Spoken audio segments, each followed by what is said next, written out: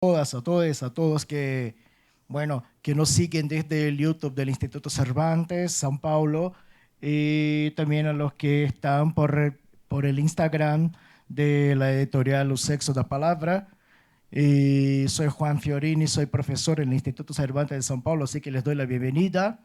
Y bueno, y con mucho gusto que tengo la alegría de recibir, ¿no? A una editorial que dentro de mi trabajo, dentro de mi labor también como académico, como investigador, siempre ha sido muy importante la editorial O Sexo da Palavra, de Uberlândia, Minas Gerais, Brasil. Y ya vamos a llamar aquí a la mesa, ¿no? El editor responsable por la editorial que viene conduciendo hace 10 años prácticamente, ¿no? Con un rigor, con una fuerza impresionante, ¿no? Toda la propuesta, ¿no? Que está por la editorial y que viene consolidándose seguramente como una de las editoriales más expresivas, ¿no? Que tiene de las editoriales independientes más expresivas que tenemos aquí hoy. Y bueno, y también quisiera agradecer a la presencia del señor Winston Morales desde Colombia, desde Huila, que está disfrutando la ciudad. Ojalá, ¿no? tengan la oportunidad de disfrutar un poco, ¿no? Nuestra ciudad y que disfrute también, ¿no? Tus momentos aquí, sus momentos aquí en Brasil. Bueno, así que de verdad muchas gracias por venir. Y también al señor Jesús Barqué, que nos escucha y bueno, y luego habla con nosotros desde Chicago, Illinois. Bueno, qué bueno que bien sabe que nos escucha. Bueno, entonces ya no perdamos tiempo, nos vayamos a lo que de verdad nos importa y convido, ¿no? Invito para que venga aquí a Antonio Cavallo, el editor el gran responsable, diseñador gráfico, investigador, ¿qué más? y el tipo que lo hace todo, que se da todo a la editorial O Sexo da Palavra, de Uberlândia, Minas Gerais.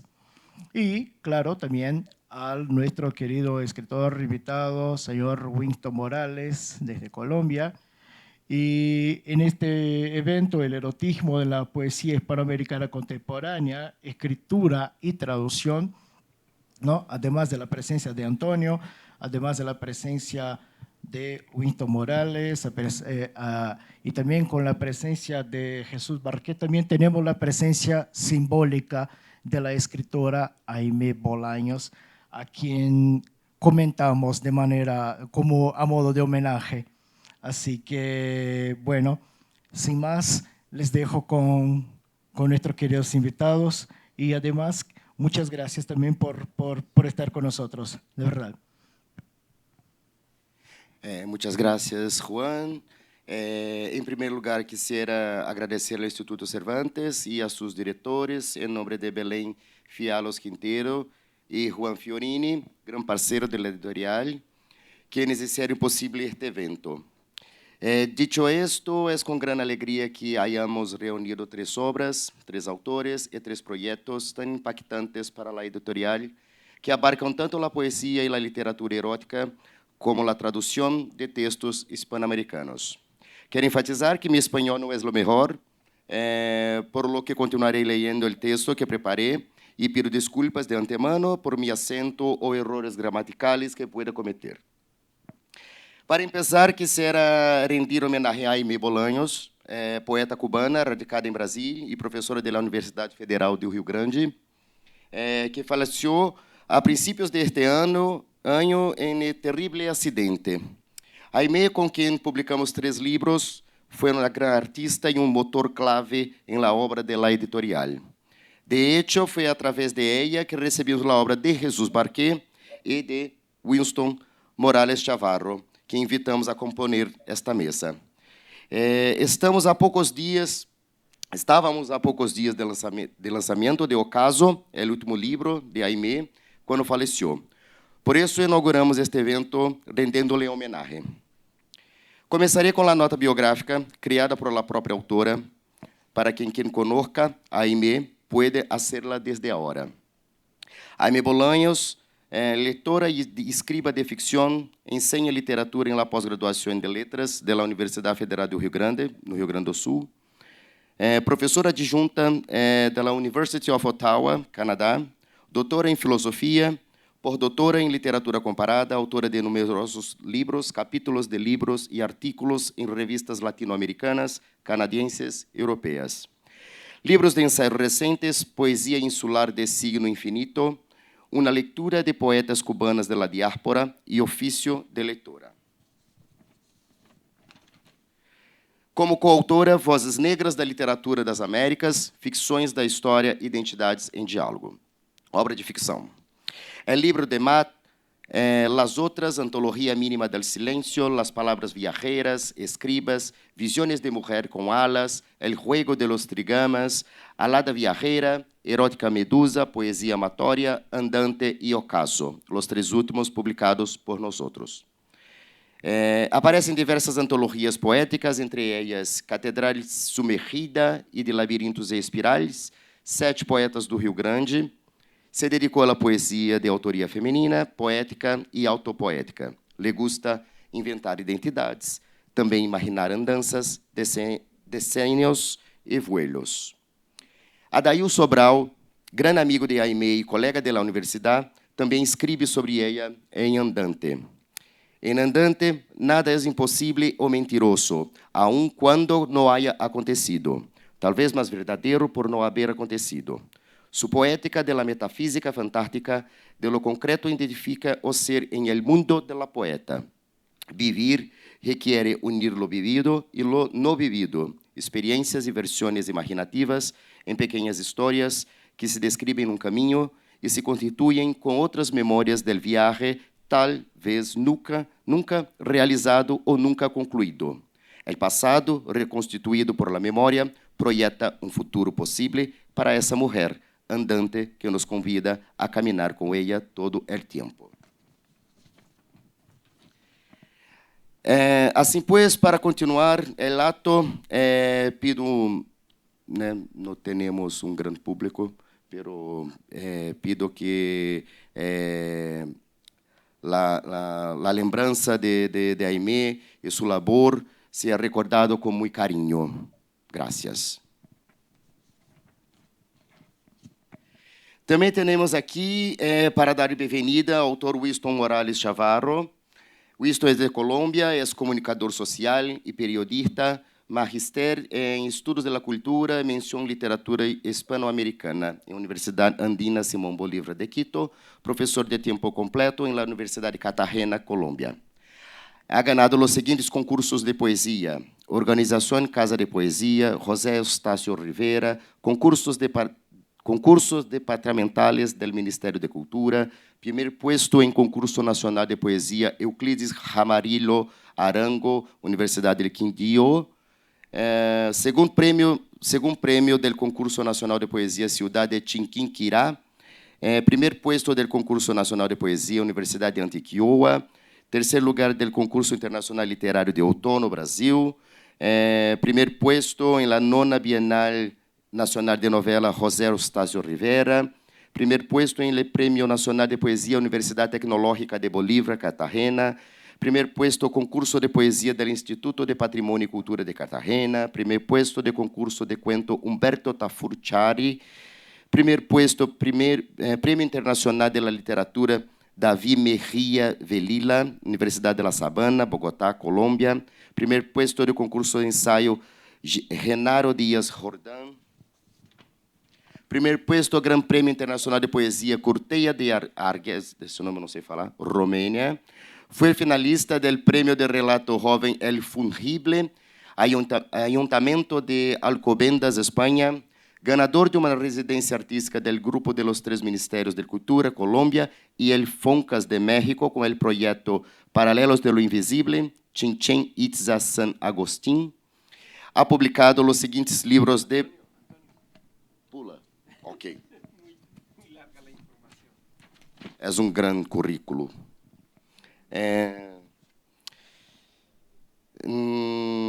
finalista em vários concursos de poesia e cuentos em Colômbia, Espanha, Argentina e México. Poemas suyos são aparecidos em revistas e periódicos de Colômbia, Espanha, Venezuela, Itália, Estados Unidos, Argentina, Puerto Rico, Polônia, México, e han sido traduzidos em polaco, alemão, rumano, chino, francês, italiano, agora em português e inglês.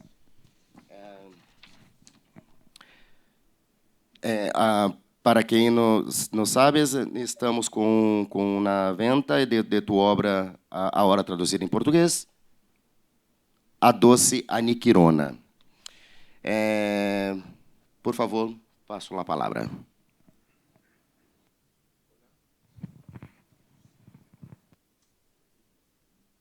Hola, sí. Bien, Antonio, muchas gracias por esa bienvenida. Saludos a los amigos del Instituto Cervantes, a Adriana, que me está acompañando en este periplo. Es la primera vez que vengo a Sao Paulo y la primera vez que vengo a Brasil, porque había estado en Livramento, que queda en la frontera con Uruguay, pero no había entrado más hacia este enorme país, ¿no? Conocí a Antonio gracias a Aimé.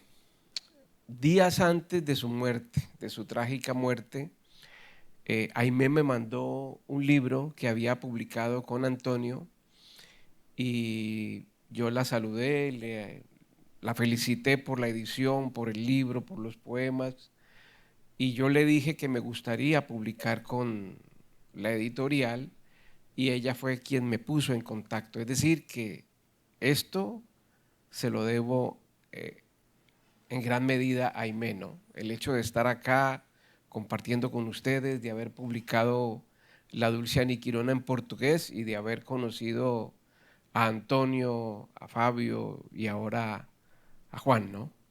Del Instituto Cervantes. El Instituto Cervantes siempre ha sido como una casa, es la casa de los hispanos, la casa nuestra, la casa de los hispanohablantes, ¿no?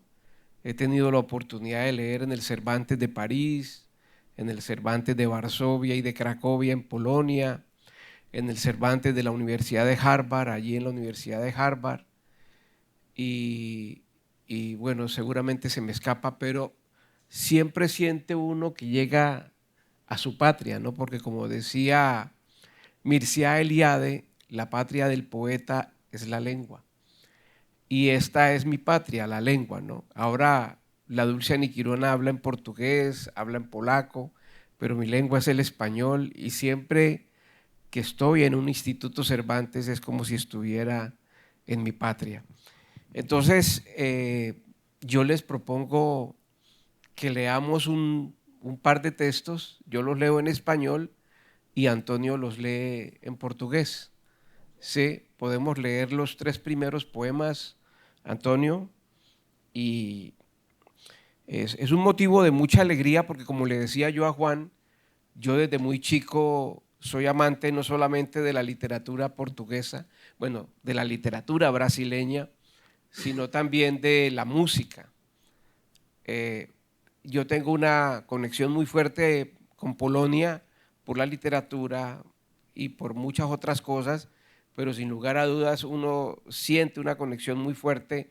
En Colombia nosotros los muchachos crecimos escuchando a Roberto Carlos, más que a la bossa nova de Chico Buarque, de Caetano Veloso, de João Gilberto. Empezamos a escuchar a Roberto Carlos. Escuchábamos, recuerdo mucho que mi papá le ponía a mi mamá Un gato en la oscuridad de Roberto Carlos, ¿no? Entonces después leí a Jorge Amado, ¿no? A este gran escritor brasileño, de cómo los turcos descubrieron América. Y bueno, entonces es un motivo de mucha alegría que este libro ahora hable portugués y que Antonio pues sea su editor. Voy a leer 3 poemas en español y Antonio los leerá en portugués. Y estoy buscando las voces del camino para traducirlas. Seguro llevarán tu nombre. He aprendido a interpretar la voz del viento, esa misma que arrulla las hojas entreabiertas de tu árbol. Aniquirona, Aniquirona, te llama el río, y en las gotas frenéticas del aire va tu aliento prendido a las veletas. Al cuenco de mis manos llega impetuoso el sol con el oro y el trigo de tu cima. Debo traducir el idioma musical de sinsontes y de mirlos para conocerte. He de cuestionarme, mujer de largos sueños e inexplicables trances, ¿cuál es el país al que me invitas? Apenas sé cómo te llamas, me lo ha contado el río, y sé que Aniquirona es el umbral de otros caminos. Ahora Antônio em espanhol. Eu consigo falar português Em melhor do que português. espanhol, então acredito que vocês vão gostar mais. Não sou o melhor leitor de poesia, pero e estou buscando as vozes do caminho para traduzi-las. Certeza chamarão teu nome. Tenho aprendido a interpretar a voz do vento, e essa mesma que embala as folhas entreabertas da tua árvore. Aniquirona, Aniquirona, o rio te chama, e nas gotas frenéticas do ar vai teu sopro preso aos cataventos. À concavidade das minhas mãos chega impetuoso o sol com o ouro e o trigo do teu cume. Devo ascender ao princípio da linguagem? Ali as gaivotas narram os dias difíceis do céu, a travessia misteriosa das nuvens. Devo traduzir o idioma musical dos sabiás e melros para conhecer-te? Devo me perguntar, mulher de sonhos longos e transes inexplicáveis, para qual país me convidas? Apenas sei como te chamas. Foi o rio quem me disse, e sei que Aniquirona é um umbral de outros caminhos.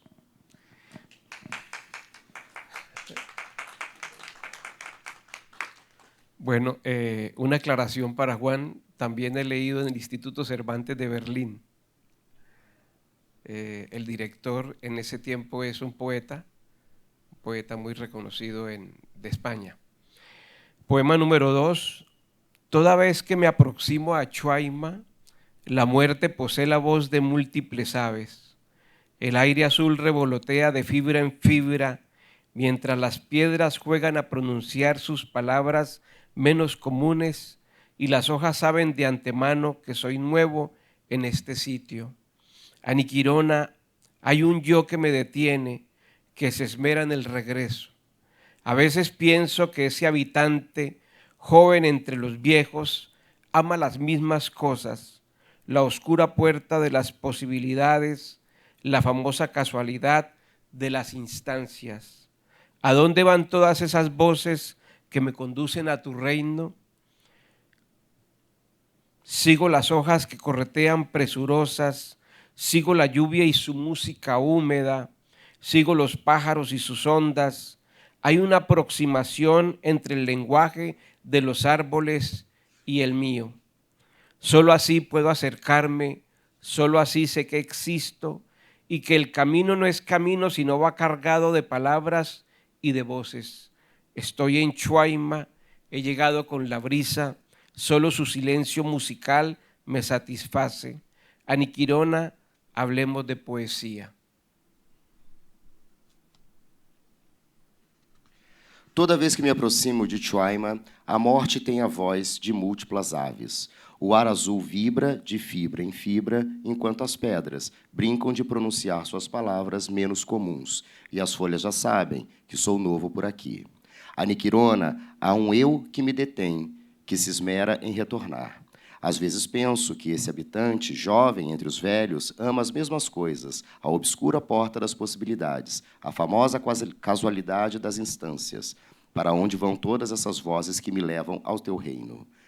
Sigo as folhas que correm ligeiras, sigo a chuva como sua música úmida, sigo os pássaros e suas ondas. Há uma aproximação entre a linguagem das árvores e a minha. Só assim posso me aproximar, só assim sei que existo, e que o caminho não é caminho, mas vai carregada de palavras e vozes. Estou em Chuaima, cheguei com brisa, só seu silêncio musical me basta. Aniquirona, falemos de poesia.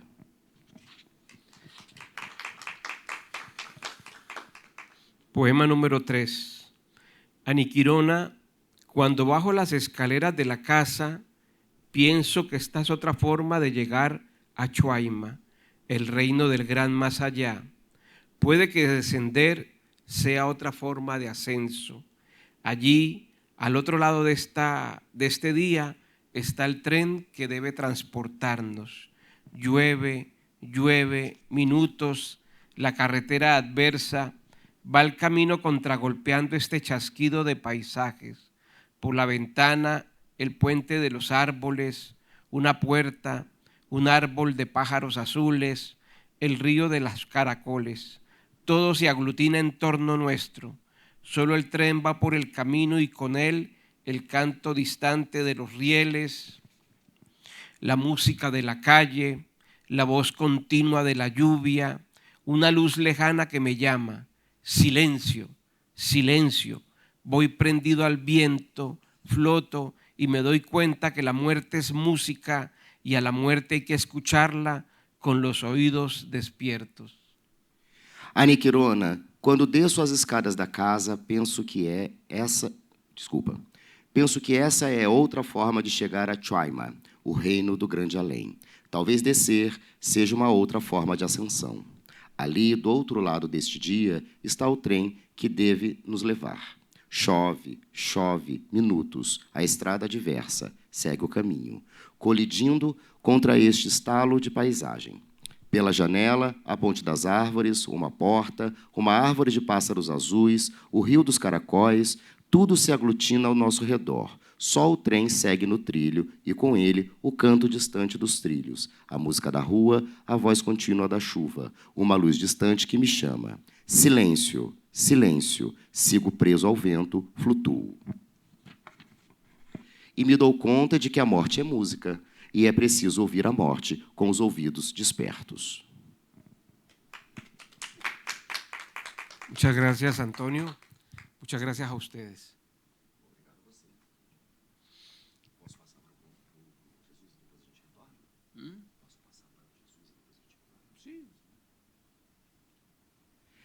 Bueno, voy a hablar español de nuevo. Agora pido a participação de Jesus Barquet. Jesus é de Havana, poeta e ensaísta exilado em los Estados Unidos da América desde sua salida de Cuba via el Puerto de Mariel em 1980. Miembro del grupo literário Mariel e professor emérito de la New Mexico State University. Entre sus libros de poesia se encontram Sagradas Herejías, No Rompido Sueño, Sin Fecha de Extinción, Venturous Journeys, Los Viajes Venturosos, la recompilación Cuerpos de Delirio e Adentro de la Espessura, Fundo da Espessura, que foi o livro que editamos dele em 2023. Desde 2014, dirige Las Cruces, Nuevo México, la editorial La Mirada, que publica poesia escrita em espanhol nos Estados Unidos. Pido a presença e cedo a palavra a Jesus. Buenas noches a todos ustedes y bueno, gracias a Antonio y a Winston por este momento, ¿no?, literario que vamos a compartir. Y bueno, pregunta, no sé qué quieras que hagamos primero. Eu não sei porque eu faço primeiro. O que você preferir, Jesus? Você prefere ler uma poesia sua, uma poesia de Aimé, como você tinha planejado, falar da sua editora, da sua editorial? O que você prefere? Bom, eu preferiria primeiro começar com a Aimé, não? Porque Ok. a pequena homenagem a ela, né? Ok, Tá? ok. Então, comecemos por Aimé. Por Aimé. Ok, Aimé, voy a hablar en español. Aimé, bueno, fue una pérdida para toda la humanidad, y en esto soy hiperbólico, pero yo también conocí a Aimé, bueno, conocí a Aimé en Brasil, de hecho, ¿no? Y nos unió una gran relación académica, porque ella era profesora también como yo, universitaria, y compartimos, me invitó un par de veces a la universidad allá, a dar charlas y cosas de eso, entonces no. Y además publicamos cosas de crítica académica, de crítica literaria juntos. Yo escribí sobre su poesía, ella escribió sobre la mía y sobre otros temas. Entonces nos une una relación académica, pero también nos une una relación poética. Ella leía mis poemas, incluso escribió algunas notas sobre mis poemas. Después yo he leído los de ella, he escrito sobre eso. siempre tuvimos esa relación de como un taller literario entre ellos.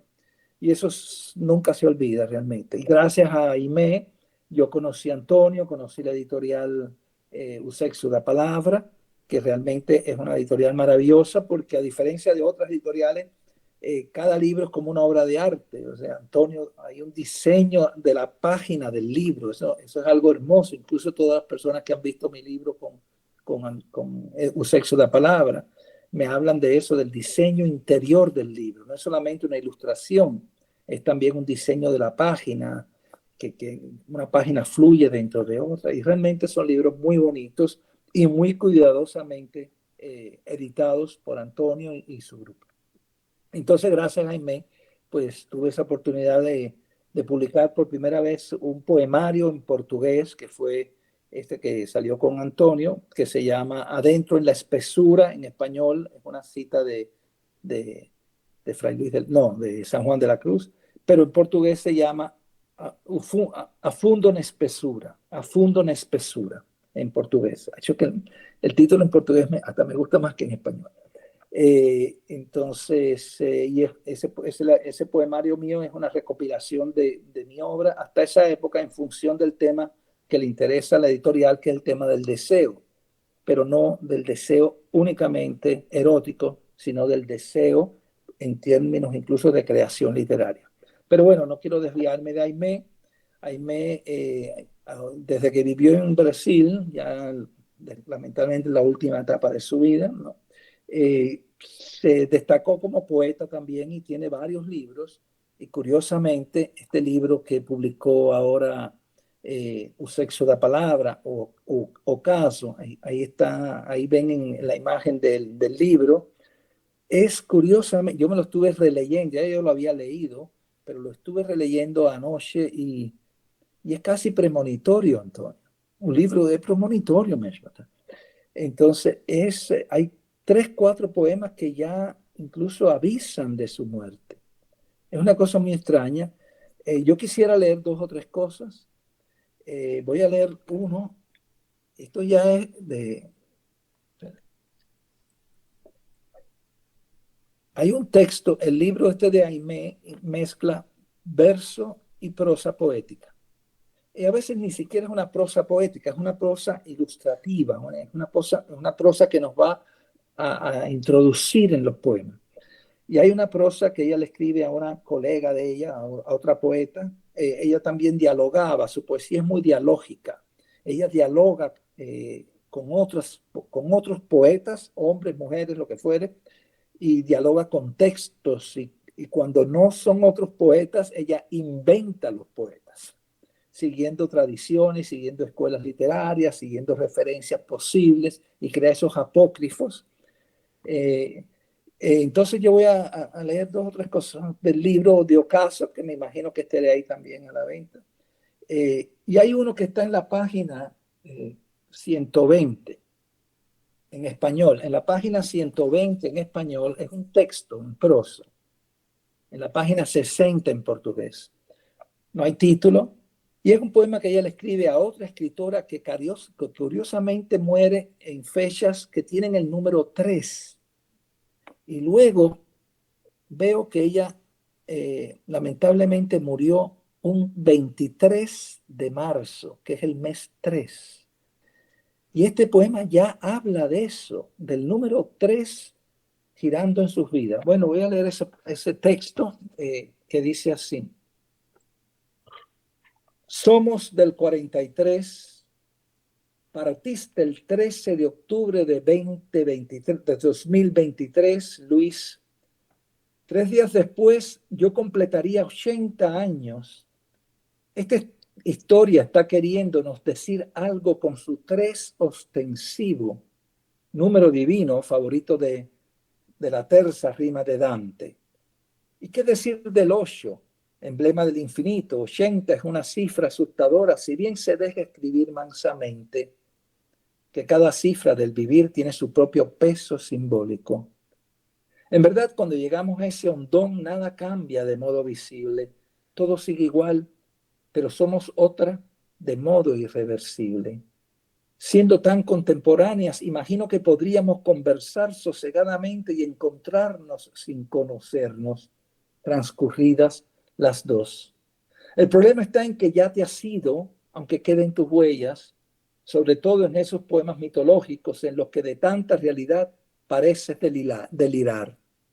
El gato y Telémaco, lirios, rosas, violetas, Circe, pragmática hechicera, una sirena pasional que ya fue mesera, Orfeo buscando a Eurídice en francés, Penélope al final de la espera, Perséfone que se sabe imposible vivir sin él, todos soñando más que recordando, igual que cualquier persona.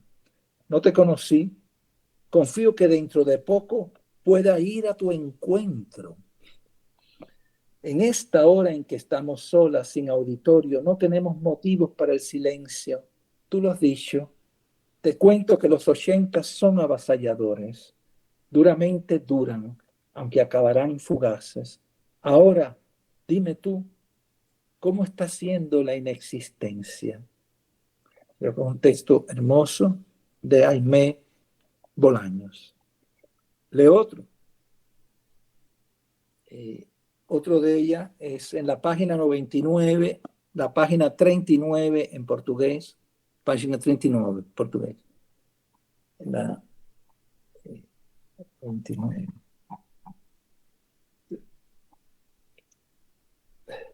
Me veo sumergida en un mar cíclico de algas dormidas y luminosos corales. Avanzo hacia el fondo. Peces brillantes vuelan asidos a sus invisibles alas y hay formas fantásticas en metamorfosis constante. Más adentro se abre la oscuridad infinita con sus acordes opacos. Presiento que regreso. Y otro más, página 113, a página 60 en portugués. He perdido el centro, no tengo más tardes en las casas de la memoria, los mapas interiores están rotos, en el caos solo el silencio me regresa la posibilidad pura, allí me espera la palabra sin forma, signo del ser deshecho, allí voy al encuentro de la palabra que no existe, de la palabra muda, suspendida ante el abismo. No sé, pensé que estos 3 poemas eran apropiados por lo ocurrido, lamentablemente, después de la escritura de este libro y antes de la aparición póstuma del poemario. Entonces, nada. Aimé. É muito emocionante mesmo. Barquet, não conseguir nem raciocinar em espanhol agora, tá, gente? Nós estávamos há 2 dias do dia do acidente para encontrar com a Aimé para fazer o lançamento desse livro. Esse livro que ele estava lendo, que o Barquet estava lendo os poemas, é O Ocaso. Era um domingo, eu tinha uma reunião com ela na terça-feira, e eu recebi a mensagem que ela tinha sido atropelada de manhã indo comprar um sorvete. Foi uma coisa muito triste, ela já com 80 anos. Foi muito pesado assim, para todos nós, porque era um ser humano incrível, uma pessoa que eu tive o prazer de poder trabalhar com ela, que me apresentaram pessoas tão maravilhosas e que deu continuidade. E, acima de tudo, a gente precisa pensar que a poesia dela viva a partir né, de tudo, que a gente continue lendo a Aimé, que continuemos falando de sua obra, né? E o livro que o Jesus Barquet estava dizendo, esse livro ele é bilíngue. Desde que eu conheci a Aimé, ela sempre pediu muito de que a poesia dela fosse publicada no Brasil de forma bilíngue. Então, nós publicamos 3 livros com ela. O Erótica Medusa ele era cotejado, né, a página esquerda em espanhol com a página direita em português, que o leitor tinha acesso a ler simultaneamente as duas línguas, porque ela falava que a poesia é muito difícil, né, de traduzir, todos nós sabemos, né, mas a maneira como ela produzia sua poesia, ela pedia muito que o leitor brasileiro também tivesse acesso a como ela produzia em espanhol, né? Depois fizemos com ela o Andante, que daí foram 2 livros gêmeos, um todo em espanhol e outro todo em português, e o Ocaso era uma ideia que eu queria desde o começo, e ela só no 3º livro que eu consegui convencer ela, que é um livro que, de um lado, ele está em espanhol e, do outro lado, ele está em português. Então, porque esse livro não tem, os poemas não têm título, então sempre uma prosa e uma poesia, uma prosa e uma poesia. Então, você lê o livro inteiro numa língua e depois você vira e lê todo ele na outra língua, né? Então, é muito bacana poder mostrar o trabalho, mesmo sem a presença dela, porque ela está nesse trabalho acima de tudo, né? Então, é muito pesado assim, a gente continuar a vida sem a Aimee, né? E aí, voltando a palavra para o Jesus Marquet, o que nós editamos com ele, que ele estava dizendo, é o A Fundo na Espessura, Adentro la Espessura, que já é um livro como foi feito o Erótica Medusa com a Aimee. Ele é cotejado, né? Ele tem, na página esquerda, o poema em espanhol e, na página direita, sempre em português. Diferente do Winston, que fizemos a tradução em português, porque o Winston já tinha, esse livro rodou bastante o mundo, né? Porque já tem em chinês, francês, inglês, além do original em espanhol, polaco, etc. Então, a ideia era ter só ele em português. E aí, voltando a palavra para o Jesus, só para ele finalizar, para a gente voltar aqui para o Winston, eu acho que a gente podia, depois dessa homenagem, voltar um pouco ao tema que a gente se propôs, né, e pensar como que o erotismo e a poesia estão em conjunto, né? Como que é esse processo criativo da poesia ter sempre um pé num erotismo, seja ele qual for, né, na produção de sua palavra, né? Então, volta a palavra a Jesus, por favor, para a gente bater esse papo por aqui, e depois eu retorno aqui para o Winston, para a gente dar continuidade ao que trouxer dessa fala, ok? Bueno, es una pregunta muy amplia, el erotismo, que yo quisiera referirla más al deseo, ¿no? Pero bueno, el deseo está asociado al erotismo de alguna forma. Y en este sentido, creo que ya dije algo al respecto. No la siento que haya que centrarla en términos genitales, de la genitalia del cuerpo. O sea, el cuerpo es más que los genitales y en ese sentido la piel, las manos, los ojos, la cabeza, el cerebro, que es parte del cuerpo, también siente deseos, también es atraído, ¿no? El cerebro hacia lo otro o hacia la imaginación de lo otro que pueda tener. Entonces, en ese sentido, para mí también hasta el lenguaje es objeto de erotismo. Una palabra tiene tanta sensualidad como un cuerpo. De hecho, una palabra es un cuerpo. Si vamos por lo significante y significado, el significante es un cuerpo de sonidos que puede hasta escribirse y rasgarse si lo quiere.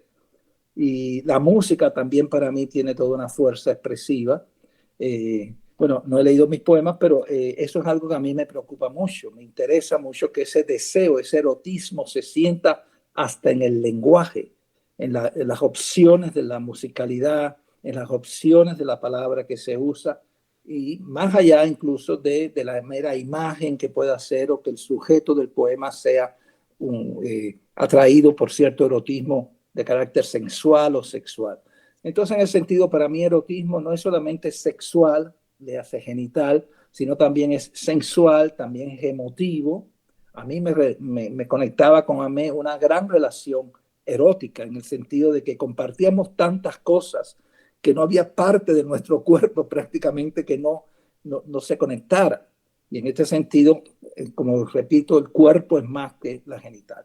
Y por eso es que yo escribo así y considero que la poesía es de los géneros literarios creo, el que tiene más capacidades para absorber eso de lo cual hablé. Puede haber un cuento, una novela erótica, pero creo que nunca va a ser tan intensa como un poema, porque la novela por sí misma ya se diluye en 200 páginas. En el poema tienes que lograr todo eso a nivel de imagen, de sujeto poético, de tema, de lenguaje, de ritmo, de placer, diciéndolo en 10 versos. O sea, la concentración erótica de un poema es realmente algo, primero excitante, difícil y luego estimulante de lograr. Y entonces, bueno, no sé, de pronto Winston quiere hablar también al respecto. Por favor, Winston. Hola. Bueno, no tengo realmente mayor información sobre el erotismo. Tengo sin lugar a dudas un acercamiento muy fuerte hacia lo erótico onírico, ¿sí? Yo, este libro que se está presentando en portugués ahora, La Dulce Aniquirona, mucha gente me pregunta, yo publiqué este libro en 1998 y hace un momento le dediqué el libro a una poeta que lo compró y pensé que se iba a quedar en la lectura y se fue. Yo siempre, mi lugar de enunciación, Jesús, es Chuaima. Chuaima es un lugar onírico, un lugar que yo conocí en sueños, un lugar en donde habita una mujer y esa mujer se llama Aniquirona. Entonces, a partir de unas visiones oníricas que yo tenía con esta mujer desde el año 1990, es decir, yo sueño con ella en 1990, pero nace como personaje onírico, no nace como libro. Digamos que el libro como tal se concibe en 1995. Es decir, yo pienso ya en que esta mujer onírica que antecede al libro podría de algún modo narrarse o ser narrada o hablar ella a través mío, ¿no? Y se publica en 1998, es decir, yo empiezo a escribirlo en 1995, pero el libro se publica como tal en 1998. Desde ese año 1990 yo tengo una serie de sueños, ella me conduce a un lugar que se llama Chuaima, pero en ese transcurso de tiempo hay unos encuentros, algunos de ellos, a pesar de que no veía su rostro, nunca vi su rostro, veía su fisonomía, pero nunca vi su rostro, y muchos de esos encuentros que están narrados en el libro tienen mucho de eso que Jesús está hablando, del erotismo, ¿no? Hay un poema que me voy a permitir leer que de algún modo se acerca a eso que dice Jesús o que estaba diciendo Jesús, que que el erotismo no se confina a lo genital, ¿no? Ni se confina, ni se reduce a ese encuentro de los cuerpos, sino también que trasciende. Digamos que hay como una especie de erotismo espiritual, metafísico, majestático, si se quiere. Entonces este poema, que es el poema número 5, lo voy a leer y ahora de pronto Antonio lo puede leer en portugués. El poema número 5 dice así: ¿qué hacía yo en medio de esa gente, de ese pueblo a oscuras? ¿Por qué me llamaban al oído esas palabras? Deja la luz a medias, no hay necesidad que te desvistas. Amarnos así, sin tocarnos, sin miramientos, amarnos sin ni siquiera vernos, con la luz baja, sin mirar culpas ni querellas, Allí te amo como tú lo propusiste, sin ni siquiera desnudarnos, sin escuchar tu respiración, sin escuchar la mía. ¿Por qué al salir del cuarto oscuro corría esa brisa redentora? Las ágoras estaban pobladas de caras sonrientes. No reconocía a nadie, pero la brisa seguía llegando y la luz de un sol lejano no encandilaba aquel camino. O que eu fazia no meio daquela gente? Daquele daquele povoado mergulhado em sombras. Por que me chamavam ao ouvido aquelas palavras? Deixa a luz a meia luz. Não é preciso te despir. Vamos nos amar assim, sem nos tocar, sem pudores. Vamos nos amar sem nos ver, com a luz tênue, sem ver culpas nem discórdias. Ali te amo, como quiseste, sem ao menos nos despirmos, sem ouvir tua respiração, sem ouvir a minha. Porque ao sair do quarto escuro soprava aquela brisa redentora. As ágoras estavam povoadas de rostos sorridentes. Não reconheci ninguém, mas a brisa continuava chegando, e a luz de um sol distante não cegava mais aquele caminho. Entonces ese poema que Aniquirona es un solo poema, digamos que es un poema largo, ¿no? Que está compuesto por, en apariencia, 26 poemas, pero es un solo poema. Y es un poema narrativo, es decir, es muy gráfico, es muy narrativo, es una historia que se va contando y que se va desarrollando. Pero vuelvo y repito, no es que yo hable por ella, quizás ella habla a través mío. Yo soy una especie de puente o de canal para ella comunicarse. Pero sí está claro, Jesús, que es un encuentro erótico. No soy un teórico del erotismo, pero sin lugar a dudas no necesitamos ser teóricos para vivir el erotismo, ¿sí? Yo siempre pienso en el amor y en el erotismo como un ritual, como una cosa sagrada, como una cosa absolutamente poética, ¿no? Entonces, no sé si respondo en algo esa inquietud central. Eu acho que ficou bem claro a ideia de vocês dois, cada um a seu modo, sobre a questão como um todo, isso com certeza. E é isso, nós estamos com uma plateia um pouco pequena aqui. Alguém gostaria de fazer alguma pergunta, falar alguma coisa sobre, para fazer alguma participação, fazer alguma pergunta para os dois autores, sobre alguma coisa que a gente possa colaborar?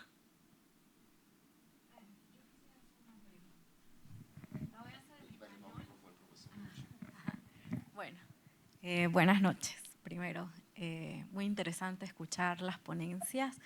Yo voy a hacer esta pregunta en español, porque mi portugués no es tan amplio, pero va más dirigida a usted. Porque quisiera entender la dificultad que hay en traducir un poema, o cómo se consigue esto, porque yo sé que como escritores el uso de las palabras, estoy escuchando un poema en español y luego lo escucho en portugués, y se me hace muy interesante cómo se logra esto, porque muchas veces las metáforas en un poema están muy asociados al lenguaje, a la cultura. ¿Y qué sienten los escritores una vez que han hecho el poema, al saber que va a ser traducido, y después de la traducción, no sé si pueden entender todos los idiomas a los cuales son traducidos, pero cómo hay este desapego del idioma, del lenguaje, que es lo que vive enriqueciendo constantemente al escritor? Eso es algo que me genera mucha curiosidad. No sé si me entendió todo. Sim, entendi. Sim. Entenderam? Eu entendo perfeitamente. E se tivesse aqui uma dose de tequila, eu estaria falando mucho más. Puede responder en español. Yo entiendo en portugués, perdón. Yo entiendo bien portugués, solo que mi pregunta no iba a saber hacerlo en portugués. Não, eu vou fazer, na verdade, a ponte. Primeiramente, óbvio, você está certíssima, as metáforas da sua escrita realmente são dificílimas de se traduzir com perfeição, né? Trazer aquela ideia completa em sua tradução. E exatamente por isso que nós produzimos na editora os livros bilíngues, para que o leitor possa ver a escrita original e sua tradução. E disso eu vou passar primeiro para o Jesus Marquet, porque o Jesus também tem um contato muito próximo com tradução, e o livro que fizemos com ele, A Fundo na Espessura, ele participou muito dentro da tradução do livro. Eu acho que ele, enquanto poeta e tradutor, vai te trazer uma outra perspectiva super interessante sobre a temática, né? Jesus, por favor.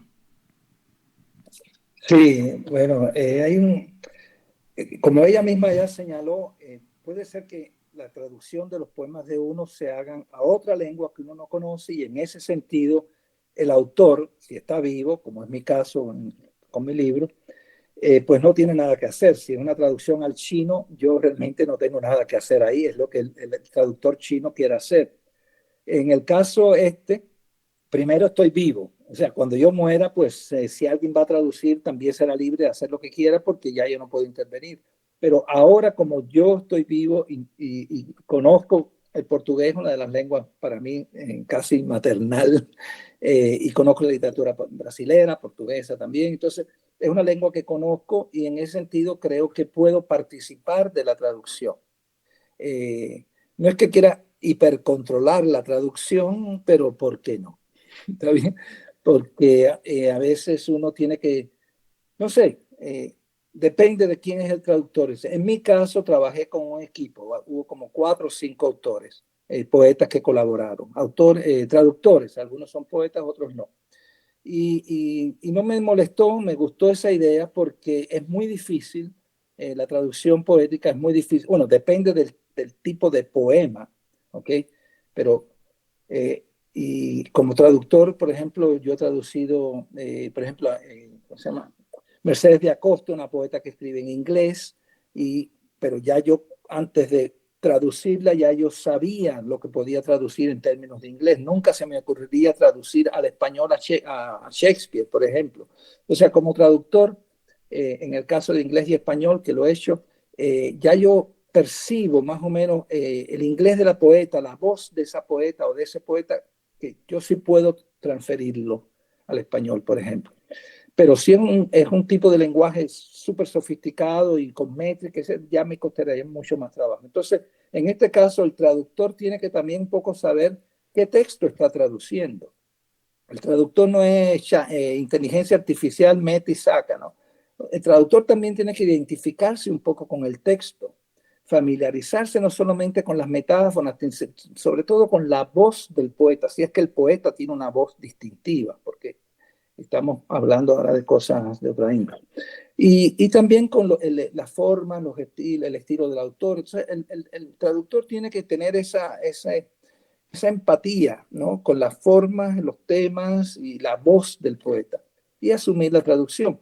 Es ideal que el poeta se encuentre un traductor que capte todo eso y produzca homogéneamente una traducción. Entonces, cuando tú tienes libros traducidos por un autor, por ejemplo, García Lorca ha sido traducido al inglés por poetas norteamericanos súper famosos varias veces, Neruda también, y es un autor, es un norteamericano que traduce a este autor, y ya, no hay equipo, no hay nada. Habrá consultas, pero no otros traductores. En el caso de mi libro, hubo varios traductores. Y yo siempre como estoy vivo todavía, conozco el portugués más o menos, y puedo tener un poco participación. A mí me gusta hacer eso. Y no porque sea mi obra, cuando he traducido a otros autores, también he buscado colaboración. El libro de Mercedes de Acosta que cité, Imposeída, que ha tenido varias ediciones, salió en España. Si ustedes ven el libro, somos 3 los traductores. Los 3 dialogamos. No es que yo no pudiera traducir solo a Mercedes de Acosta, yo podía haberlo hecho, pero si hay 2 colegas con los cuales puedo colaborar en la traducción, ¿por qué no? O sea, como dije, puede ser una labor individual de un autor, de un traductor que quiera hacerlo bien, pero si se puede hacer algo en términos de colectividad, y en este caso, con el autor que conoce las 2 lenguas, orientando, ¿no?, en cierta forma la traducción, yo creo que es una fórmula muy conveniente. Y además hay muchas otras cosas. Por ejemplo, en el caso de mi libro, hay poemas que tienen métrica. Y esto también es otro tema.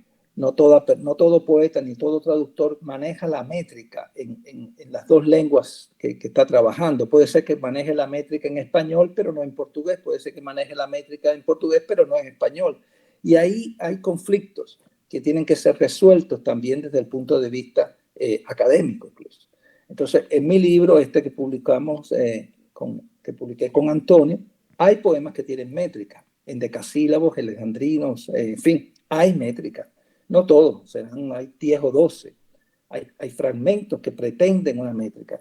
Entonces, a mí me interesaba que en portugués esa métrica se rescatara a la manera portuguesa. ¿Entiendes? Y en este sentido, por supuesto, los traductores tenían que manejar la métrica. Me acuerdo que para la métrica incluso acudí a un colega mío, un gran amigo portugués que vive en Francia hace muchos años, profesor allá, que hace parte de la Fundación Luis de Camões. Entonces sabe de métrica. Y yo le mandaba las cosas, esto como se ha resuelto así, este no me funciona, este funciona. Yo me leí como 3 o 4 tratados de métrica en portugués, incluso para poder participar de ese trabajo. Entonces, puede ser una labor muy sencilla, coge el texto y para eso ni hace falta un traductor. Hoy en día con ponerlo en Google Translator o con ChatGPT te lo traduce en 5 minutos. Perfectamente se puede hacer. Pero yo creo que hay un trabajo mucho más profundo que hacer. A veces hay traductores que creen que la traducción es la interpretación de la metáfora. No se puede interpretar la metáfora. A veces hay metáforas que no funcionan. Por ejemplo, en mi caso yo jugaba con la palabra ángel. Esto era un poema muy chiquito, pequeño, pero jugaba con la palabra ángel y ángelo. Y me dice uno de los traductores, eso no funciona en portugués. No funciona en portugués. Entonces me dio otra opción. En fin, son cosas que hay que estar teniendo en cuenta y la cercanía lingüística de portugués y español es engañosa, es muy engañosa. Hay incluso palabras que son iguales en ambas lenguas y no quieren decir lo mismo, ni siquiera algo afín. Y es curioso también. Y eso apareció en las traducciones bastante. Y ahora no puedo específicamente decir cuáles fueron, pero bueno, Antonio sabe porque hasta el último minuto hubo correcciones y era que a veces alguien me decía, pero eso en portugués no es. Y yo chequeaba en los diccionarios y efectivamente no era lo mismo y es la misma palabra, curiosamente. Y a veces hasta último minuto aparecían esas sorpresas. Como tuve cinco traductores, por algún lado siempre saltaba la liebre. ¿Y es eso lo que tú quieres decir? No, es esto. Pues esa no es la palabra. Y a veces un traductor la captaba, otro no. A veces también el tono, hay poemas que son más coloquiales, entonces yo necesitaba en algunos casos, ¿cómo se diría esto en la calle? ¿Te entiendes? Entonces no era tanto el registro académico, el registro poético a ultranza, sino un registro más coloquial, más, no vulgar la palabra.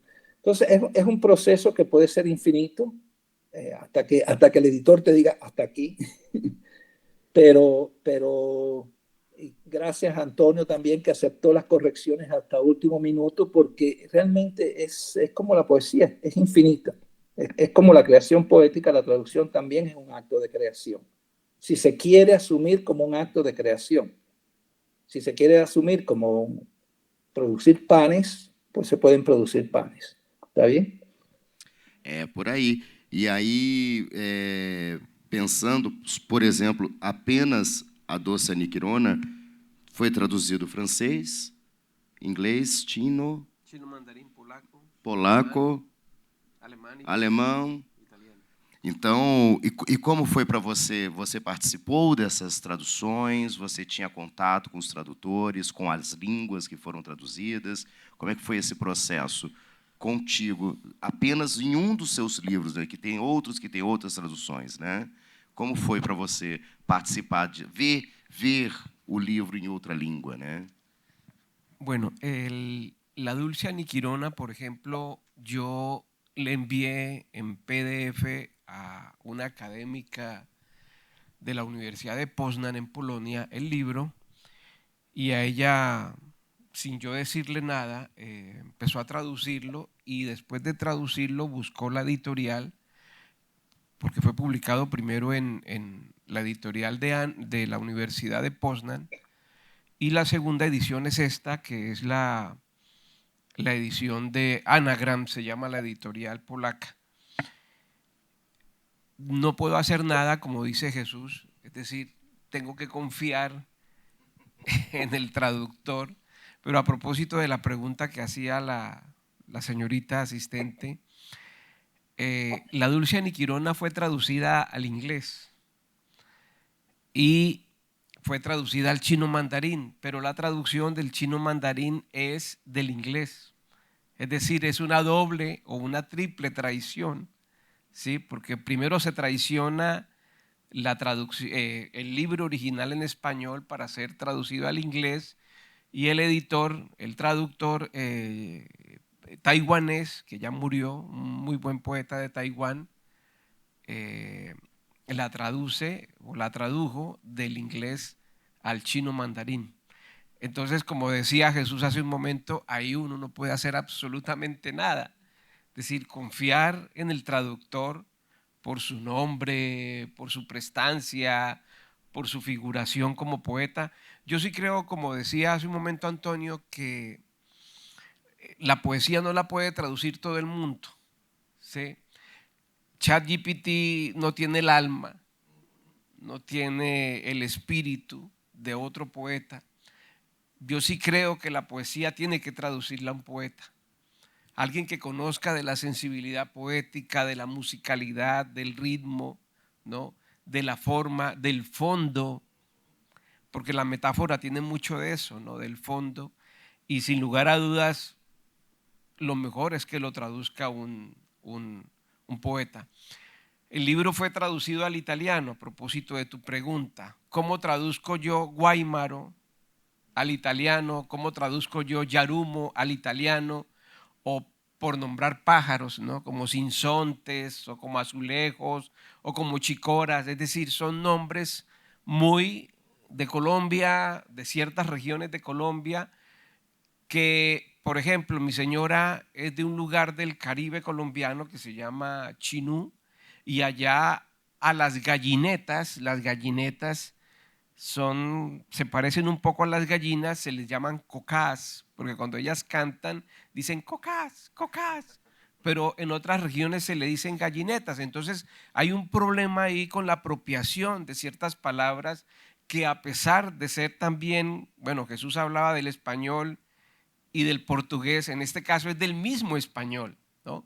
Yo viví, Antonio, en Ecuador un tiempo, hacía una maestría en la Universidad Andina y tenía de vecino de habitación, porque estudiábamos en la Universidad Andina y habían estudiantes bolivianos, peruanos, venezolanos, colombianos, alguno chileno, y mi vecino de cuarto era peruano. Y entonces le decía al niño chibolo, a un niño, chibolo, chibolito, ¿no? En Cartagena de Indias, que es donde yo vivo, cuando la gente no tiene dinero, dice estoy mondao. La palabra mondao viene de ese término muy usado allá en la costa, que es mondá, que es el aparato reproductor masculino, la mondá. Y dicen estoy mondao. Entonces, son términos de la misma región, del mismo país, que le cuesta mucho trabajo entenderlo a un bogotano, a alguien del Huila, ¿no? Por ejemplo, en el Huila se le dice a un niño guámbito, ¿no? Guámbito. O sea, eso. Entonces, si es difícil entender el mismo español en diferentes lugares del país, imaginémonos lo difícil que es entender el español, por ejemplo, que habla un argentino, el español que habla un chileno, ¿no? Porque hay unas variantes. Entonces el asunto de la traducción pues definitivamente no es tan fácil, ¿no? Porque ¿cómo me va a traducir a mí ChatGPT esas palabras? Si no conoce el contexto, si no conoce el significado de esas palabras, ¿no? Pero volviendo a tu pregunta, uno confía en la traducción al italiano, como te decía, el traductor me decía, ¿qué es chicora? Entonces yo le decía, es un pájaro, y él decía, bueno, tengo que buscar un pájaro que de algún modo se acerque o se parezca, ¿no? La opción es dejarlo tal y como se dice, chicora, porque es un nombre propio, ¿no? Y sería como intraducible además, no se puede traducir. Entonces, esa es la, digámoslo, el ejercicio difícil con el traductor. Traduzir nunca foi fácil, poesia menos ainda, né? E ChatGPT não vai conseguir, né? Por falar em pássaro, né? A gente tem um pássaro tão bonito no Brasil que se chama bem-te-vi e na Argentina se chama bicho feio, né? Então, as palavras mudam mesmo um ao lado do outro, né? E é isso. Alguém tem mais alguma coisa que quer compartilhar? Aqui. Pode pegar o meu microfone aqui. Agradecido. Primeiro, agradecer você, né, por apresentar, né, esses autores que eu não conhecia. Agradecer a Dom José, a Dom Winston, e dizer que vou tentar falar em espanhol, mas você não compreende. Espero que sinta a emoção de minhas palavras, poder escuchar, ler sus poemas. É honor. Este é muito, para mim, um momento memorável, ¿sí?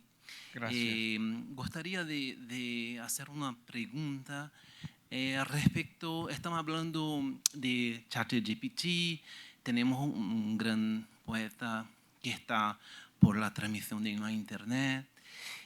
No veo ese avance de tecnología para acceso de la poesía para las personas. No, me gustaría de entender cómo ve esto, porque vemos, por ejemplo, las novelas, los romances, muchas personas escribiendo y creando cosas usando la internet, pero no veo esto con la poesía, los poemas, y creo que los poemas son las expresiones más cercanas de las personas, ¿sí? Como los niños cuando le dicen a sus padres te amo, como le amo a la luna, como una flor. Esta es poesía. Pero no veo esto, ¿sí? Por ejemplo, estamos en un espacio de educación donde tenemos cursillos de idioma, de cultura, y no tenemos donde están esos alumnos que no están aquí para ver un momento como este, ¿sí? Porque están conectados con la internet, con el digital. Gustaría de oír qué piensa sobre eso, si piensa alguna cosa, cómo podremos cambiar esto de alguna forma para que la poesía pueda llegar a otras personas usando que tenemos como tecnología y la media. Sí, disculpe si es un asunto que puede cambiar, no quiero cambiar nada, solamente gustaría de oír si eso tiene en su cabeza algún significado esto. No sé si fui claro con mi pregunta o varias preguntas al mismo tiempo. Esto. Sí, yo creo que la poesía nunca ha sido de multitudes, nunca ha sido de masas. Cuando uno piensa, por ejemplo, en Diógenes, el filósofo de la antigüedad, que buscaba, uno piensa que la crisis contemporánea, que la crisis es de ahora, ¿no? Pero yo creo que siempre ha habido dificultades a lo largo de la historia, ¿no? Diógenes, por ejemplo, buscaba un hombre con una lámpara a plena luz del día, busca un hombre, y uno se da cuenta de que muchos escritores, Balzac, Mallarmé, el mismo Juan Rulfo en México, se quejaban, ¿no? Juan Rulfo se quejaba porque decía que Pedro Páramo llevaba varias semanas en las librerías y no se vendía, ¿no? Pedro Páramo, que es una novela maravillosa, una de mis novelas favoritas, ¿no? Entonces, yo creo que la poesía nunca ha sido de multitudes, nunca ha sido de masas. Hay un dicho de un poeta, de un amigo venezolano, que dice que la poesía no se vende porque no se vende, ¿no? La poesía no es esa moneda que circula en los bolsillos de todas las personas, no es el billete de dólar que pasa de una mano a otra, ¿no? Ahora, yo entiendo tu preocupación en el sentido de cómo hacemos para que los jóvenes, para que los niños se acerquen a la literatura y concretamente a la poesía, ¿no? Y cómo utilizar las herramientas, ¿no? Las herramientas, toda herramienta ha sido un arma de doble filo. Cuando John Byrne se inventa la televisión, pues él inventa la televisión con la idea altruista, ¿no? Como lo hizo Marconi también, con la idea altruista de mejorar la sociedad, de que hubiese un acercamiento, una aproximación, pero él no se iba a imaginar el uso que se le iba a dar a la televisión, ¿no? Porque toda herramienta es un arma de doble filo.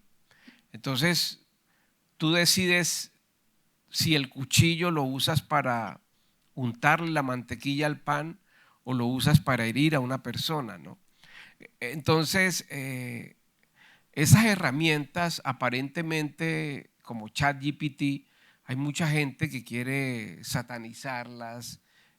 Yo tengo ciertas reservas, por supuesto, como escritor, como creador, tengo ciertas reservas. En la universidad nos ha tocado reevaluar muchas cosas en relación al trabajo, por ejemplo, en las clases.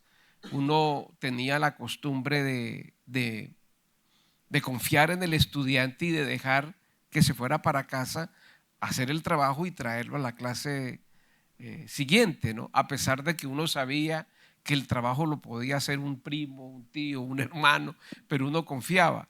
Ahora no, ahora el trabajo hay que hacerlo en clase, porque ya sabemos que si lo hacen fuera, muy seguramente el 70-80% de eso que se lleve a clase será producto de la ChatGPT, ¿no? Entonces, ¿cómo utilizar esas herramientas? Yo creo que lo sería trabajar en clase con ellas, ¿no? En la construcción, por ejemplo, de un texto, en la búsqueda de palabras, porque tú sabes que hay palabras que son más sonoras, que son más acústicas, que son más poéticas que otras, ¿no? A mí, por ejemplo, la palabra bombilla no me dice mucho poéticamente hablando, como la palabra crepúsculo, por ejemplo, ¿no? Entonces, usar esas herramientas de modo que, por ejemplo, me regale o me diga o me enumere las palabras más bellas, las palabras más poéticas, las palabras más llamativas, y cómo los niños o los jóvenes empezar a construir un texto utilizando esas palabras, ¿no? Cuando no existía la ChatGPT, yo, por ejemplo, le decía a los muchachos, le enumeraba palabras, le enumeraba 10, ¿no? 10 palabras, y les decía, ustedes van a pensar en una a partir de la palabra que yo les diga. Entonces yo les digo una palabra, ustedes piensan en otra palabra a partir de esa palabra. Y creaban ellos 10 palabras que eran como palabras reflejo de esas otras palabras que yo les decía. Y después de eso traten de crear un texto poético, coherente con estas palabras que ustedes tienen allí. Entonces sería cambiar un poco la herramienta y utilizarla, porque todos los estudiantes hoy por hoy tienen celulares y todos, no puedo decir que ninguno, todos tienen internet, porque tener un celular sin internet es como no tener celular. Sí, yo ahora mismo que estoy en Brasil tenemos dificultades porque no tenemos datos. Entonces, cuando de pronto hay un estudiante que no tiene internet, pues uno le dice, hazte con tu compañero y vamos a empezar a trabajar con el apoyo de la inteligencia artificial. Yo doy clases de periodismo, por ejemplo, entonces yo les digo a los estudiantes posibles temas para una columna de opinión. Le decimos a la inteligencia, porque ya no podemos darle la espalda a eso. No puedo decirles apaguen el celular, no pueden tener el celular en clase, no, simplemente las utilizamos, cuáles podrían ser los temas o qué temas podrían ser relevantes en Cartagena de Indias, por ejemplo, para una columna de opinión, ¿no? Y pensar un poco el ejercicio también con la poesía, ¿no? Que es un ejercicio mucho más difícil que el periodismo, pero que podría uno pensar de qué modo nos puede ayudar la herramienta para la consecución, para la construcción, para la elaboración de un poema. De pronto Jesús quiera agregar algo a la pregunta del asistente. Seu microfone está fechado, Jesus. Abra seu microfone, por favor. Agora foi. Ok. Agora foi. Bueno, la pregunta de este colega es compleja. Primero, ¿qué es poesía? Y estamos acostumbrados a reducir la poesía al papel, a la poesía, digamos, culta, escrita, publicada. Pero hay toda una poesía oral que existe. Por ejemplo, en Brasil, Chico Buarque de Holanda es un gran poeta. El poema, la canción del Construção es un gran poema, aquí y en toda la literatura portuguesa. En ese sentido, si abrimos un poco más la idea de poesía para abarcar la música, como el caso de Chico Buarque, en caso de Cuba, el caso de Silvio Rodríguez, el mejor poeta cubano después del triunfo de la revolución es Silvio Rodríguez, por las letras si recordamos que a Bob Dylan le dieron el premio Nobel de literatura, no se lo dieron por músico, se lo dieron por sus letras, por su capacidad lírica. Entonces, si tenemos eso en cuenta, cambian un poco los criterios. La poesía en español, la poesía hispana, no comenzó en papel realmente, comenzó en los cancioneros orales populares. Y bueno, también había en los conventos, estaban los curas también haciendo sus cosas. Pero hay toda una poesía popular oral que contribuyó con la que comenzaba a ser escrita en los siglos que 13, 14. Entonces, y ahí comenzó el español y comenzó la poesía. La poesía entonces existe en su oralidad y en su, digamos, carácter culto de papel, de impresión. Y así ha continuado. Yo puedo decir ahora una pequeña herejía. El reggaetón es poesía. El reggaetón, por un lado, la poesía contemporánea del siglo XX y XXI se ha ido por el verso libre y ahora usted oye reggaetón con métrica, con rima consonante. Entonces, eso existe, eso está allí. Que en algunas épocas se va por la letra escrita más que por la vía oral también, pero en los campos cubanos existían, los campesinos cantan décimas, cantan, las improvisan y en Brasil también. Existe toda una tradición de poesía oral. Si pensamos en el Martín Fierro argentino, es tradición oral, que después José Hernández la llevó a papel, pero es todo, es la payada, entonces, si vemos la poesía como un texto lírico que puede ser cantado o escrito, se nos abren los campos y lamento decir que la poesía sí fue bastante popular. La poesía culta fue muy popular. Bueno, popular, nunca estoy hablando de la masa, estoy hablando de ciertos sectores. Incluso los soldados españoles que eran más dignos cuando fundían la espada con la pluma. O sea, tú podías ser conquistador, como por ejemplo el caso de Chile, famoso, el gran conquistador, y a la vez era un gran poeta, la Araucana, el gran poema chileno de fundación de la nación chilena a la manera ya española, es un soldado. Entonces, esto de fundir espada y pluma era muy importante. Un caballero español tenía que saber pelear, pero también tenía que saber escribir un soneto. Y en toda América Latina y en España por muchas décadas hasta el siglo XX han existido lo que se llaman los juegos florales. Cada pueblito daba un premio de poesía que eran los famosos juegos florales. Rubén Darío llenaba teatros leyendo su poesía a fines del 19. En Colombia mismo, el Festival de Poesía de Medellín es multitudinario y estamos hablando de poesía culta. Yo mismo en la Casa de Poesía Silva, sin que nadie me conociera en Bogotá, di un recital que estaba repleto, más de 70, 80 personas. Impresionante, eso yo lo he visto en Colombia en los años 80, todavía la gente oía esa poesía, le gustaba. Yo creo que hay algo que está allí latente, a la gente le gusta la poesía si se la lee bien, si se la entrega con amor, con pasión. Yo sí creo que existe todavía una base, hay todavía esperanza, hay hope, espero. De todas formas, hay un tipo de poesía que es de claustro, es de espacios muy vinculados. El problema también tiene que ver y pasa con la pintura. Cuando el siglo XX ya deshace todas las métricas, todos los sonetos, toda la parte ya formal de la poesía ya un poco como que se desprestigia a sí misma. Y estoy hablando de una forma un poco cruel. Es decir, ya pierde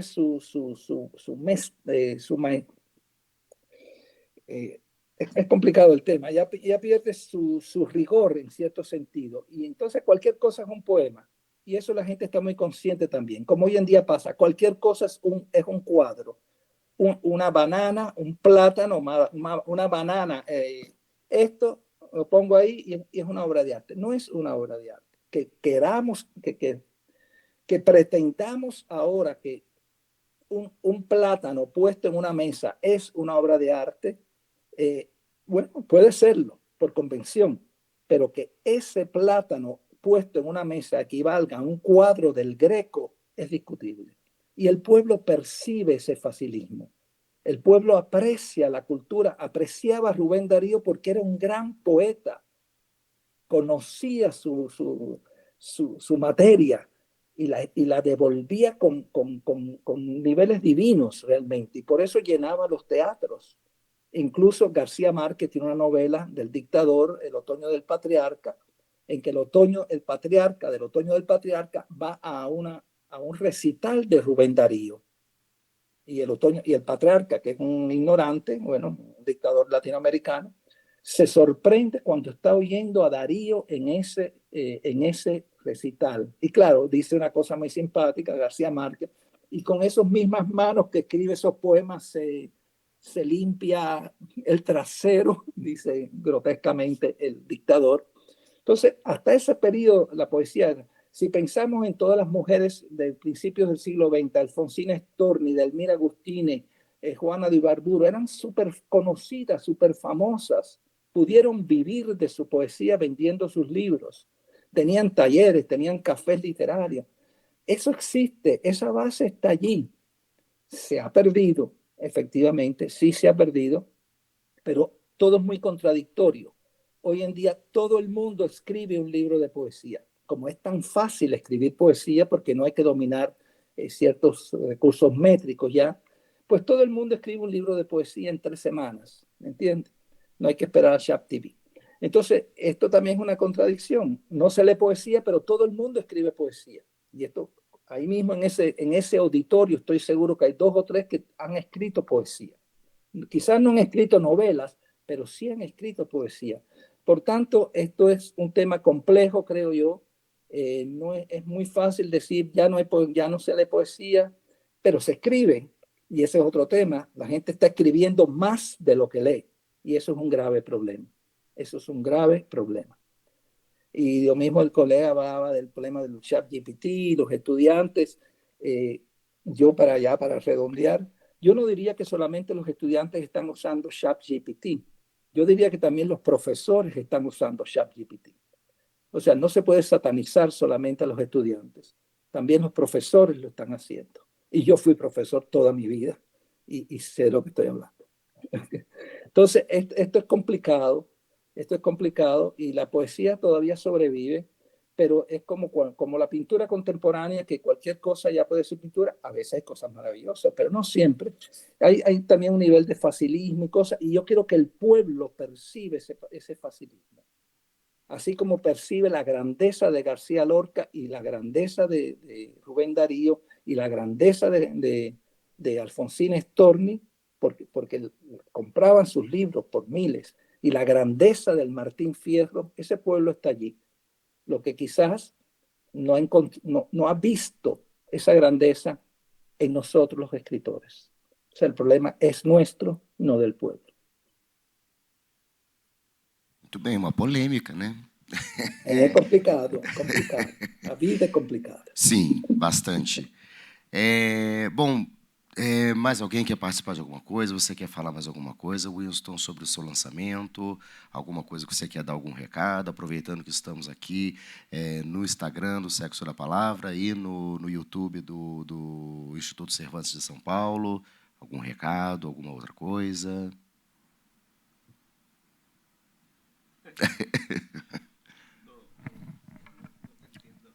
Me desculpa, vou tentar falar o meu espanhol da Shopee. Bueno, nosotros estamos ao vivo, em vivo, em Instagram de O Sexo da Palavra, pela editorial, e em canal de Instituto Cervantes de São Paulo. Então, gostaria de falar algo a mais sobre tu lançamento, sobre tu livro, sobre tu trajetória, ou podemos encerrar? Ou No. Sim? Está bien, cerramos. Sim. Sí. Jesus, podemos encerrar então? Sí, para mí bien. Sí. Então, quero agradecer aos que estão presentes, agradecer às pessoas que estão nos vendo no nosso Instagram, às pessoas que estão vendo pelo canal do Instituto Cervantes. Muitas gracias. Gracias a ti, Antonio. Por ter venido a Brasil, por tu lançamento. Muitas gracias, Jesus, por estar conosco. E é isso.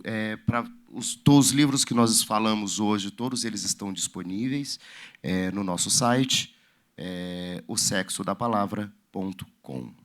Ok? Muitas gracias, obrigado.